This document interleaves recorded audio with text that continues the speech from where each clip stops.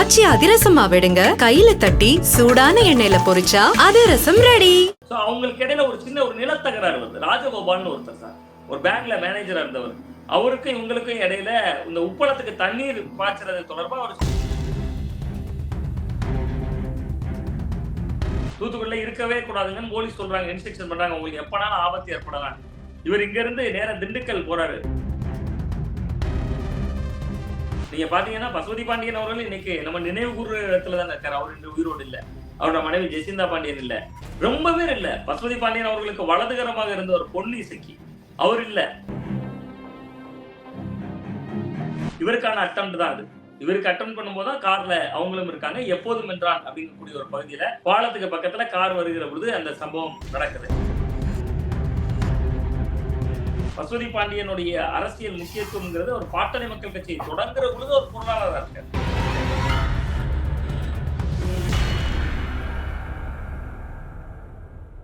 இந்த படத்துல நீங்க சொன்ன அந்த கதாபாத்திரம் பசுபதி பாண்டியன் அவர்களுடைய கதாபாத்திரம் வந்து வருது. அது வந்து ரொம்ப வரவேற்பா இருக்கு தியேட்டர்ல அந்த கதாபாத்திரம் வரும்பொழுது. அவரை பற்றின ஒரு உங்களுடைய மதிப்பீடு என்ன? அவருடைய வளர்ச்சி இருந்ததுன்னு நினைக்கிறீங்க? சார், பசுபதி பாண்டியன் அவர்களை பொறுத்த வரைக்கும் அவர் தேவேந்திர குல வேளாளர் அந்த சமூக மக்கள் மத்தியில ரொம்ப ஒரு மதிப்பை பெற்றவரா இருந்தார். ஆனா அவருடைய காலகட்டம் அப்படிங்கிறது நான் குறிப்பிட்டது போல ஒரு 1960கள்ல அவர் பிறக்கிறார். 1960ல பிறந்தவர். 1990ல அவர் வந்து ஒரு பெரிய ஒரு கொலை சம்பவங்கள் செய்யக்கூடியவராக தான் முதல்ல அறியப்படுறார். ஆனா அந்த கொலைகளுக்கெல்லாம் பின்னாடி அவரு சமூகம் சார்ந்த ஒரு செயல்பாடுகள் பின்னாடி இருந்துகிட்டே வந்துட்டு இருக்கு. ஒவ்வொரு காலகட்டத்திலும் அது அப்படி வெளிப்படுது. ஆனா அவர் வந்து 1960கள்ல பிறந்தவர். 90கள்ல ஒரு 30 வயது இளைஞர். நான் சொன்ன மாதிரி அந்த 90கள் அப்படிங்கும் போது கிட்டத்தட்ட அவருடைய 30 வயதுல எல்லாம் ஜாதிய வன்மத்தோட உச்சத்தை எல்லாம் அவர் பார்த்திருக்கிறார் அந்த வகையில. ஆனா அவர் வந்து அந்த நேரத்துல 2 கொலைகளை பண்றார். 90ல மட்டுமே அவர் வந்து 2 கொலைகள் பண்றாரு. ஒருவர் வந்து பாத்தீங்கன்னா மிக முக்கியமாக அந்த பகுதியில் இருக்கக்கூடிய தூத்துக்குடி கிருஷ்ணராஜபுரம் பகுதியை சேர்ந்த அந்தோணிசாமி அப்படிங்கிறவரை கொலை பண்றார். இன்னொன்னு சிலுவைப்பட்டியில் இருக்கக்கூடிய மிக்கேல் அப்படிங்கக்கூடியவரை 2 பேரை கொலை பண்றார். அவர் 2 கொலையெல்லாம் பண்ணியிருக்காரு அப்படிங்கக்கூடிய அளவுல அவர் அறியப்பட்டவர். அவ்வளவுதான் அந்த நேரத்துல. அப்பதான் ஒரு மிகப்பெரிய பிரச்சனை ஏற்படுது. அந்த திருநெல்வேலி சுற்றுவட்டார பகுதிகளில், தூத்துக்குடி சுற்றுவட்டார பகுதிகளில் மூலக்கரைப்பட்டி அப்படிங்கக்கூடிய அந்த கிராமம். மூலக்கரைப்பட்டி அப்படின்னாலே பண்ணையார் அவங்க வந்து ஒரு பெரிய குடும்பம். அங்க ஏராளமான நிலபுலன்கள் அவங்களுக்கு இருக்கு, ஏராளமான சொத்துக்கள் இருக்கு. அவங்கள சார்ந்துதான் அந்த ஏரியால பலதரப்பட்ட மக்கள் வாழ்ந்து வர்றாங்க. சோ அப்ப அவங்களுக்காக ஒரு பண்ணையார் அப்படின்னு நினைக்கக்கூடிய அந்த குடும்பம் வந்து இருந்துட்டு இருக்காங்க. சோ அவங்களுக்கு இடையில ஒரு சின்ன ஒரு நிலத்தகராறு வந்து ராஜகோபால்னு ஒருத்தர் சார், ஒரு பேங்க்ல மேனேஜரா இருந்தவர். அவருக்கும் இவங்களுக்கும் இடையில இந்த உப்பளத்துக்கு தண்ணீர் பாய்ச்சறது தொடர்பா ஒரு சின்ன பிரச்சனை. அது லேண்ட் டிஸ்பியூட்னு நம்ம சொல்லிக்கலாம், அவ்வளவுதான். அந்த அளவுக்கான ஒரு சின்ன பிரச்சனை தான். இந்த பிரச்சனை யாருக்கிட்ட போகுதுன்னா நேர பசுபதி பாண்டியன் அவர்கள் கிட்ட போகுது. கிட்டத்தட்ட அன்னைக்கு தொடங்கின அந்த பகை கிட்டத்தட்ட ஒரு 25-30 ஆண்டுகளா ஒரு அனலா அப்படியே கொதிச்சு வந்து எத்தனை கொலைகள் 2 பக்கமும் சேர்த்து ஒரு 75-80 கொலைகள் இது வரைக்கும் தாராளமா நடந்திருக்கும். கணக்கில் வந்த கொலைகள், கணக்கில் வராத கொலைகள் அப்படின்னு ஒரு புதிய உச்சத்தை தொட்டிருக்கோம். பட் இது எல்லாமே 2 சமூகங்களுக்கு இடையிலான பிளவா மாறி போச்சு. ஒரு சாதாரண ஒரு உப்பளத்துக்கு தண்ணீர் தொடர்பான அந்த பிரச்சனை, அதுல பாத்தீங்கன்னா இன்னைக்கு சுபாஷ் பண்ணையார் இருக்காரு. அவரோட அப்பா கொலை செய்யப்பட்டாரு, அவரோட தாத்தா கொலை செய்யப்பட்டாரு, அவரோட அப்பா அசுபதி பண்ணையார் கொலை செய்யப்பட்டாரு, அவரோட தாத்தா சிவசுப்பிரமணிய பண்ணையார் கொலை செய்யப்பட்டாரு. இந்த பக்கம் பசுபதி பாண்டியன் அவர்களோட மனைவி ஜெசிந்தா பாண்டியன் அவர்கள் கிட்டத்தட்ட அவங்க வந்து ஒரு இடத்துல எப்போதும் என்றான் பகுதியில கார்ல போயிட்டு இருந்தாங்க. பசுபதி பாண்டியன் அவருடைய மனைவி எல்லாருமே போயிட்டு இருக்காங்க. போயிட்டு இருக்கிறப்ப ஒரு லாரியை குறுக்க நிறுத்தி நாட்டு வெடிகுண்டுகளை வீசி கார்லாம் பயங்கரமா சரிந்து விழுந்து அவரோட மனைவி அந்த இடத்துல துள்ள துடிக்க இறந்து போறாங்க. கிட்டத்தட்ட அதுல இருந்து ஒரு 6-7 ஆண்டுகள் கழித்து இவர் தூத்துக்குடியிலே இருக்க முடியாதுங்கிற சூழல் வருது. தூத்துக்குடியில இருக்கவே கூடாதுங்கன்னு போலீஸ் சொல்றாங்க, இன்ஸ்ட்ரக்ஷன் பண்றாங்க, உங்களுக்கு எப்பனாலும் ஆபத்து ஏற்படலாம். இவர் இங்க இருந்து நேரா திண்டுக்கல் போறாரு. நந்தவனப்பட்டி அழகான கிராமம், சுத்தி அவங்க சமூக மக்கள் தான், நல்ல பாதுகாப்பா இருக்கும்னு அந்த கிராமத்துக்குள்ள போய் இருக்கிறாரு. அந்த கிராமத்திலேயே தான் வசிக்கிறாரு. அவர் வீடு, அந்த வீட்டுக்கு நேர எதிரில் ஒரு தெரு, அது ஒரு பெரிய தெரு, சாலை 30 அடி சாலை. அந்த சாலைக்கு நேர எதிரில் ஒரு வீடு இருக்கு. அதாவது நேர எதிர் வீடு. இந்த வீட்டுல இருந்து கதவை திறந்துட்டு நேரா அந்த வீட்டுக்கு போய் சாயந்தரம் வாக்கிங் எல்லாம் போயிட்டு அந்த வீட்டுக்குள்ளே நடப்பாரு. ஒரு முற்றம் இருக்கு, அது நடந்துட்டு அப்படியே உட்கார்ந்துருக்காரு. உட்கார்ந்திருந்த இடத்துல ஆட்கள் இறங்கி சாதாரணமா சைக்கிள்ல வந்து அதுல வந்து துள்ள துடிக்க அவரை தலை, கை, கால், உடல்ல துண்டு துண்டாக ஒரு 4 துண்டுகளாக வெட்டுகின்ற அளவுக்கு ஆக்ரோஷமான ஒரு வெட்டல நடத்திருக்காங்க. சைக்கிள்ல வந்துதான் அந்த சம்பவம் நடந்திருந்துச்சு. அதுல தொடர்புடைய 2 பேரை மறுபடியும் இவங்க கொலை பண்றது, இதுக்கெல்லாம் சுபாஷ் பண்ணையார் அவர்களுடைய வீட்டுக்கே புகுந்து அவருடைய ஆட்களை, ஒரு டிரைவரை கொலை செய்தாங்க. இப்படி கொன்றவர்களுடைய தலையெல்லாம் எடுத்துட்டு போய் பசுபதி பாண்டியன் அவர்களுடைய இதுக்கு பக்கத்துல வைக்கிறது, பதிலுக்கு இவங்க கொலை செய்யறது, அவங்க கொலை செய்யறதுன்னு இரண்டு பக்கமும் சேர்த்து ஒரு 60-70 கொலைகள் நடந்திருக்கு. பட் இதெல்லாம் தாண்டி பசுபதி பாண்டியன் கிட்ட அந்த சமூக மக்கள் கிட்ட எப்படி மதிப்பு வருது, அது ரொம்ப முக்கியமான ஒரு இடம்ல. அவருக்கு மேல மதிப்பு வருவதற்கு காரணம் அவர் அந்த சமூகம் சார்ந்த விஷயங்கள்ல ரொம்ப தீவிரமா கவனம் செலுத்திட்டு இருந்தார். ரொம்ப அந்த மக்களுக்கான கல்வி கொடுக்கணும், நல்ல விஷயங்கள் பண்ணி கொடுக்கணுங்கிறதுல ஒரு நாட்டம் கொண்டவராகவும் அவர் இருந்தார். பாட்டாளி மக்கள் கட்சியில இருந்தார். ஆரம்ப காலத்துல பாட்டாளி மக்கள் கட்சியில மாநில பொருளாளராக இருந்தார். ராமதாஸ் அவர்கள் கட்சி ஆரம்பித்த போது அந்த கட்சியில் தன்னை இணைத்துக் கொண்டு அதனுடைய மாநில பொருளாளராக இருந்தார். அப்புறம் அந்த கட்சியில பேராசிரியர் தீரன் இருந்தார். தீரன் விலகி வந்து விட்டு தமிழர் பாமக, தமிழ் பாமக என்று ஆரம்பிக்கிற பொழுது அந்த கட்சியில போய் இணைந்தார். அப்புறம் அங்கிருந்தும் வெளியேறினார். அங்கிருந்தும் வெளியேறி வேறு சில கட்சிகள்ல, அமைப்புகள்ல தமிழர் அரசு என்கிற ஒரு கட்சியில, அதுவும் பாமகவிலிருந்து வெளியேறிய முருகவேல் அவர்கள் தொடங்கின கட்சி. இப்படி பல கட்சிகளே இருந்துட்டு தான் கடைசி தேவேந்திரகுல வேளாளர் கூட்டமைப்பு அப்படிங்கக்கூடிய ஒரு கட்சியை நிறுவனாரு. 2011 தேர்தலில் கூட திருநெல்வேலியில போட்டியிட்டார். ஆனா 4000 ஓட்டு தான் வாங்கினார். ஆனா 4000 ஓட்டு என்பது பெரிய ஓட்டு தான். ஏன்னா அந்த தொகுதியில அன்றைக்கு அதிமுகவின் சார்பில் நயினார் நாகேந்திரன் போட்டியிட்டாரு. திமுகலையும் பெரிய ஸ்டார் வேட்பாளர்கள் ALS லட்சுமணன் நினைக்கிறேன், அவருக்கு களமிறக்கப்பட்டாங்க. அந்த சூழலையும் அவர் ஒரு 4000 ஓட்டுகளை எடுத்திருந்தார். சோ பசுபதி பாண்டியன் அவர்களுடைய அந்த லைஃப் அப்படின்னு பாத்தீங்கன்னாலே அது வந்து ஒரு ஒரு காலகட்டத்துல கிட்டத்தட்ட அவர் 18 வழக்கல் இருந்துச்சு அவர் மேல. திருநெல்வேலி, தூத்துக்குடி, திண்டுக்கல் உட்பட பல மாவட்டங்கள்ல 18 வழக்கல் இருந்துச்சு. அதுல 9 கொலை வழக்கல், 3 முறை குண்டர் சட்டத்தால் கைது செய்யப்பட்டவர். பட் இதையெல்லாம் கடந்த அந்த மக்கள் கொண்டாடினாங்க. அந்த தேவேந்திரகுல வேளாளர் மக்கள் அவருக்கு கொண்டாடினாங்க. காரணம் என்னன்னா, அன்றைக்கு இருந்த ஜாதிய அடக்குமுறைகள்ல இவர் ஒருத்தர் காப்பாத்த வந்துட்டாரு, இவர் நம்மளை வந்து ப்ரொடெக்ட் பண்ண வந்திருக்காரு அப்படிங்கக்கூடிய நம்பிக்கை அந்த மக்கள் மத்தியில இருந்துச்சு. பட் துரதிருஷ்டவசமா 1960 பிறந்த அவர் கிட்டத்தட்ட 2011-12 காலகட்டங்கன்னா ஒரு 51-52 வயதுக்குள்ளாடி இறந்து போயிட்டார். இன்னைக்கும் அவர் தொடங்கின அந்த தேவேந்திரகுல வேளாளர் கூட்டமைப்பு என்கிற அந்த கட்சி இருக்கு. அண்மையில 2024 பாராளுமன்ற தேர்தலில் கூட அதிமுகவுக்கு ஆதரவு கொடுத்திருந்தாங்க. இப்பொழுதும் அவருடைய மகள் அந்த இயக்கத்தை நடத்துறாங்க. அந்த அமைப்பினுடைய பொதுச் செயலாளரும் அவருடைய மகள் சந்தன பிரியா அப்படிங்கிறவங்க இருந்துட்டு இருக்காங்க. பட் இது எல்லாம் கடந்து 2 சமூகங்களுக்கு இடையிலான பிரச்சனையா இது மாறிடுச்சு. கிட்டத்தட்ட நீங்க சாதாரணமா ஒரு உப்பளத்துக்கு தண்ணீர் விடுறதுல தொடங்கின ஒரு பேங்க் எம்ப்ளாயி ராஜகோபாலுக்கும் பண்ணையார் குடும்பத்துக்கும் ஏற்பட்ட ஒரு பிரச்சனை கடைசி இது சமூகங்களுக்கு இடையில ஒரு பெரிய பிரச்சனையாக மாறிச்சு. அதுல நீங்க ரொம்ப முக்கியமா பாத்தீங்கன்னா, அந்த பசுபதி பாண்டியன் அவர்கள் தங்கியிருந்த அந்த இடம், அந்த இடத்துல எல்லாம் யாராலையுமே நெருங்க முடியாது அப்படிங்கக்கூடிய ஒரு இடம் இருந்துச்சு. அது ஏன்னா சுத்தி அவங்க சமூக மக்கள் தான். அவர் அங்கதான் இருப்பாரு. அவர் கூட எப்பவுமே ஆட்கள் இருப்பாங்க. அன்னைக்கு துரதிருஷ்டவசமா கூட இருந்ததுல ஒருத்தர சிகரெட் வாங்க அனுப்பி விட்டார். அடிக்கடி நல்ல சிகரெட் பிடிப்பார். பழனி பாபா அவர்களோட எல்லாம் ரொம்ப நெருக்கமா இருந்தவர் அவர். அப்ப அவர் சிகரெட் பிடிக்கிறதுக்காக சிகரெட் வாங்க ஒரு பாக்கெட் பிராண்ட் பேரை சொல்லி இதை போய் ஜங்ஷன்ல வாங்கிட்டோம்னு அனுப்புறாரு. கூட வழக்கமா இருக்கிறதுல இன்னொருத்தரோட மனைவிக்கு ஆஸ்பத்திரி போக வேண்டியிருந்துச்சு, அவங்கள அனுப்பியிருந்தார். வெறும் 4-5 பேர் தான் அன்னைக்கு கூட இருந்தாங்க. அவர்களும் கூட இந்த வீட்டுல இருந்தாங்க. அவர் எதிர் வீட்டுல நடக்க போயிருந்தார். இந்த நேரத்துல எப்படி பசுபதி பாண்டியனை சாய்க்க முடிஞ்சிச்சுன்னா, நிர்மலா தேவி அப்படிங்கிற ஒரு லேடி, அந்த லேடி வந்து அந்த ஊர்ல இருக்காங்க. சாதாரண ஒரு அந்த ஊர்ல வசிக்கக்கூடிய ஒரு பெண். அவங்கள ஒரு தரப்பினர் அணுகி அவங்க மூலமா திட்டங்களை வகுத்து இவர் எங்க இருப்பாரு, எப்ப நடக்க வாக்கிங் போவாரு, எப்ப திரும்பி வருவாரு, எப்ப அவர் கூட ஆள் இருக்கும், எப்ப அவர் கூட ஆள் இருக்காது, எல்லா தரவுகளையும் எடுத்திருக்காங்க. எடுத்துட்டு என்ன பண்ணாங்கன்னா, அங்கிருந்து ஆட்களை அனுப்பி நிர்மலா தேவி வீட்டிலேயே தங்க வைத்து அவருடைய வீட்டிலேயே இதற்கான விஷயங்கள் எல்லாம் அருவாள்ல தொடங்கி எல்லா பொருட்களையும் வைக்க வைத்து, ஒன்றிய கவுன்சிலர் முத்துப்பாண்டின்னு ஒருத்தர், அவர் அந்த ஏரியால கவுன்சிலரு, இவர்களுடைய தயவால அவரை வந்து ஒரு கொலை செய்யக்கூடிய அளவுக்கு ஒரு சூழல் மாற்றப்பட்டிருந்துச்சு.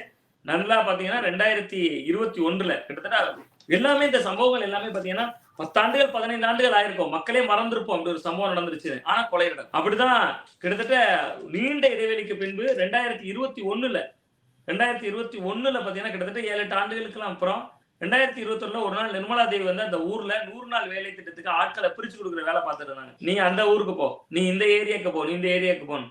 அப்ப அவர்கிட்ட அங்க போன பசுபதி பாண்டியன் அவர்களுடைய தரப்பு நிர்மலா தேவி அவர்களுடைய கொலை செய்து அவருடைய தலையை துண்டா எடுத்துட்டு போய் அந்த பசுபதி பாண்டியன் அவர்கள் வாழ்ந்தார்ல ஒரு வீடு, அந்த வீட்டுக்கு பக்கத்துல இருக்கக்கூடிய அவரோட பிளெக்ஸுக்கு கீழே நிர்மலா தேவி அவர்களுடைய படத்தை வச்சுட்டாங்க, அந்த தலையை வச்சுட்டாங்க.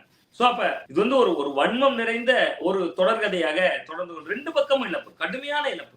நீங்க பாத்தீங்கன்னா பசுபதி பாண்டியன் அவர்கள் இன்னைக்கு நம்ம நினைவு கூறுற இடத்துல தான் இருக்காரு. அவர் இன்று உயிரோடு இல்ல. அவரோட மனைவி ஜெசிந்தா பாண்டியன் இல்ல. ரொம்ப பேர் இல்ல. பசுபதி பாண்டியன் அவர்களுக்கு வலதுகரமாக இருந்த ஒரு பொன் இசக்கி அவர் இல்ல. அண்மையில சமீபத்துல சில ஆண்டுகளுக்கு முன்பு ஒரு மிக முக்கியமான ஒரு கிரைம் நடந்துச்சு. கேடிசி நகர் பகுதி வழியா போலீஸ்காரங்க வந்து கூட்டிட்டு வந்திருந்தாங்க ஒரு அக்யூஸ்ட. அந்த அக்யூஸ்ட கூட்டிட்டு வருகிற பொழுது திடீர்னு பாத்தீங்கன்னா மிளகாய் பொடியெல்லாம் தூவி போலீஸ் எல்லாம் கண்களை திசை திருப்பி விட்டு துள்ள துடிக்க ஒரு கொலை நடந்துச்சு. சிங்காரம்னு ஒரு பேர், புல்லாவெளி சிங்காரம்னா எல்லாருக்கும் தெரியும். அந்த புல்லாவெளி கிராமத்துலதான் முதல்ல இந்த பிரச்சனை தொடங்குச்சு.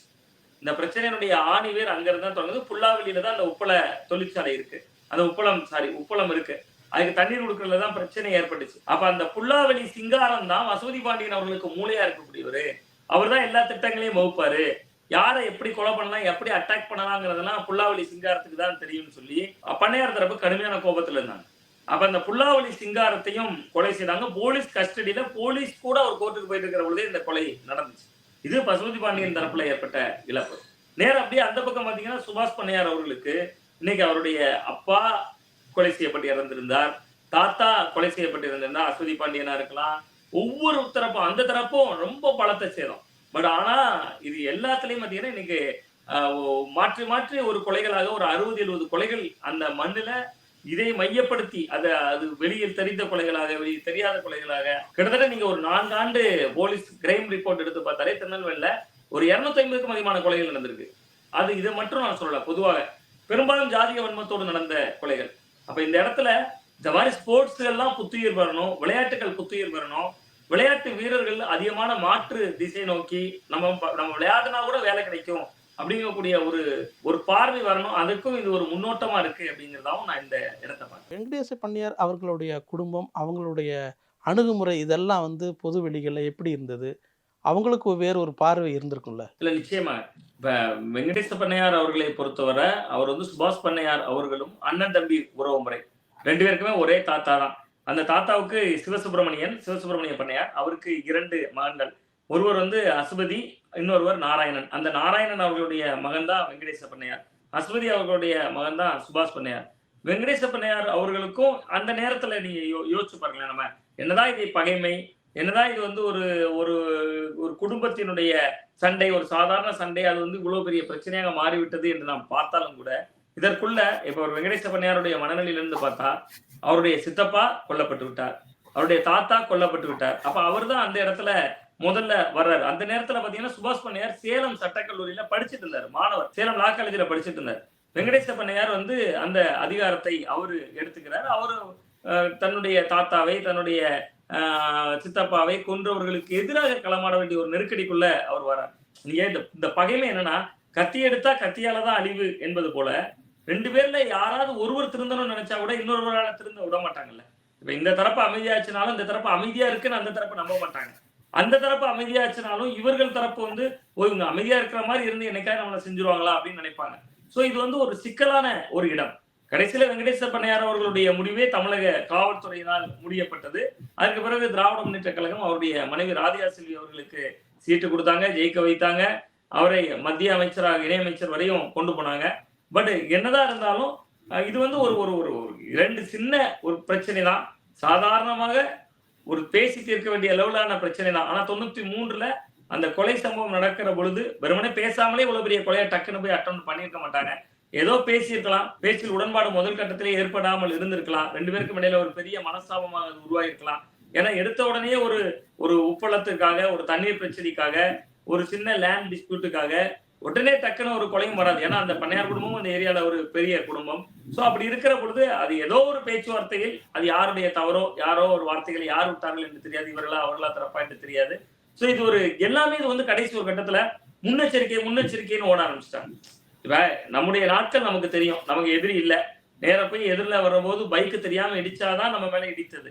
ஆனா அப்படி இல்ல, எதிரில் நம்ம போயிட்டு இருக்கும்போது கார்ல போயிட்டு லாரி குறுக்க வந்து அடிப்பாங்களா, நாட்டு வெடிகுண்டு வீழ்த்துவாங்களா, ஏன்னா எல்லாமே நடந்திருக்குல்ல இந்த சம்பவங்களை. வெங்கடேச பண்ணையார், பசுபதி பாண்டியன் இவங்க 2 பேரையும் கையாளுவதில் காவல்துறையுடைய போக்கு எப்படி இருந்ததுன்னு நினைக்கிறீங்க? இல்ல, காவல்துறையை பொறுத்த வரைக்கும் சார், பசுபதி பாண்டியன் அவர்கள்ட்ட எச்சரிக்கை கொடுத்தாங்க. பசுபதி பாண்டியன் அவர்கள்ட்ட எச்சரிக்கை கொடுத்துதான் அவர் திண்டுக்கல்லுக்கு இடம்பெயர்ந்தார். அவர் இங்கதானே இருந்தார். 2016ல சம்பவம் நடைபெறுகிற வரைக்கும் அவர் கிட்டத்தட்ட இங்கேயே தான் இருந்தாரு. 2016 அவருடைய மனைவி ஜெசிந்தா பாண்டியன் கொலை செய்யப்படுறாங்க. அது இவருக்கான அட்டெம்ப்ட் தான். அது இவருக்கு அட்டெம்ப்ட் பண்ணும்போது தான் கார்ல அவங்களும் இருக்காங்க. எப்போதும் என்றான் அப்படிங்கக்கூடிய ஒரு பகுதியில பாலத்துக்கு பக்கத்துல கார் வருகிற பொழுது அந்த சம்பவம் நடக்குது. அப்போ போலீஸ் தான் எச்சரிக்கிறாங்க பசுபதி பாண்டியன், உங்களுக்கு ரொம்ப த்ரெட்டனிங் இருக்கு, உயிருக்கு அச்சுறுத்தல் இருக்கு, ஆபத்து இருக்கு, உங்களுடைய நாட்கள் எண்ணப்படுது, சோ நீங்க வந்து ரொம்ப ரிஸ்கான இடத்துல இருக்கீங்க, நீங்க அதனால இடம் பெயர்ந்துருங்கன்னு சொன்னதுனாலதான் அவர் திண்டுக்கல் போறாரு. அப்ப போலீஸ் அந்த விதத்துல ஒரு டீல் பண்ணாங்க. ஒண்ணு. இன்னொன்னு, இதே மாதிரி பண்ணையார் தரப்புக்கும் போலீஸார் நிறைய அறிவுறுத்துறாங்க. நீங்க வந்து தொடர்ச்சியா இது போன்ற குற்ற சம்பவங்களில் ஈடுபடுறீங்க, தேடிக்கிட்டே இருந்தாங்க. அவரை வந்து நீண்ட காலமா ஒரு கட்டத்துல நிறைய இது பண்ணாங்க. ஆனா இது என்ன பிரச்சனை அப்படின்னு பாத்தீங்கன்னா, காவல்துறைக்கும் ஜாதி உண்டு. இங்க எப்படி வந்து ஒரு பசுபதி பாண்டியன் அவர்களுக்கு அந்த சமூக மக்கள் மத்தியில ஒரு மாசு இருந்துச்சோ, எப்படி பண்ணையார் தரப்புக்கு அவர்கள் சமூக மக்கள் மத்தியில ஒரு மாசு இருந்துச்சோ, அது மாதிரி காவல்துறைக்குள்ளேயும் இருந்துச்சு. அது ரொம்ப துரதிர்ஷ்டமான ஒன்று. அவர்களுக்கு என்னன்னா, ஒரு எச்சரிக்கை துணி என்பதை கடந்து அவங்க கிட்ட வந்து ஒரு சிநேகமும் காட்டினாங்க. ஒரு இரும்பு நடவடிக்கை எடுத்திருக்கலாம். நீங்க காவல்துறை வந்து நம்ம இப்ப 25ல இருந்து நம்ம இதை பார்த்தோம்னா, இன்னமுமே தீவிரமா செயல்பட்டுருக்கலாம், இன்னமுமே தீவிரமா நடவடிக்கை எடுத்துக்கலாம். பட் 2 பேருக்குமே பொலிட்டிக்கலா அது வந்து ஒரு ஓட் பேங்க் அரசியலையும் ரொம்ப கடுமையான ஒரு தாக்கத்தை ஏற்படுத்தக்கூடியவங்களா இருந்தாங்கல்ல. நீங்க வந்து பசுபதி பாண்டியனுடைய அரசியல் முக்கியத்துவம்ங்கிறது ஒரு பாட்டாளி மக்கள் கட்சியை தொடங்குற பொழுது ஒரு பொருளாளராக இருக்காரு. கடைசி அவர் தேவேந்திர குல வேளாளர் கூட்டமைப்பை தொடங்கி 2011 4000 ஓட்டு எடுக்கிறார். பட் அது வரைக்குமே அவருடைய பேச்சுகள், அவர் மேடையில பேசினார்னா, அவர் யார பேசினாலும் அது வந்து அந்த அளவுக்கு வசீகரமா இருக்கும் அப்படிம்பாங்க. அந்த அளவுக்கு வசீகரமா பேசுவார். பழனி பாபாவை ரோல் மாடலா சொல்லி பழனி பாபா கூடவே நிறைய ஜேர்னி பண்ணார். அதே மாதிரிதான் பண்ணையார் தரப்பு. பண்ணையார் தரப்புக்கும் ஒரு அரசியல் முக்கியத்துவம் வாய்ந்த ஒரு குடும்பமா அவங்க இருந்தாங்க. அது எந்த அளவுக்கு அவங்க குடும்பம் அரசியல் முக்கியத்துவம் வாய்ந்த குடும்பம்னா, வெங்கடேச பண்ணையார் அவர்கள் தமிழக காவல்துறையினால் என்கவுண்டர் செய்யப்பட்ட பின்பு அடுத்து வந்த திமுக வந்து உடனடியா அவங்களுக்கு ஒரு மத்திய நியமிச்சர் வரைக்கும் கொடுக்குறாங்கல்ல. ஏன்னா கம்யூனல் ஓட்டு, அப்ப அவர்கள் ஓட்டை நம்ம சேவ் பண்ணிக்குவோம்னு திமுக தரப்பு அன்னைக்கு நினைச்சாங்க.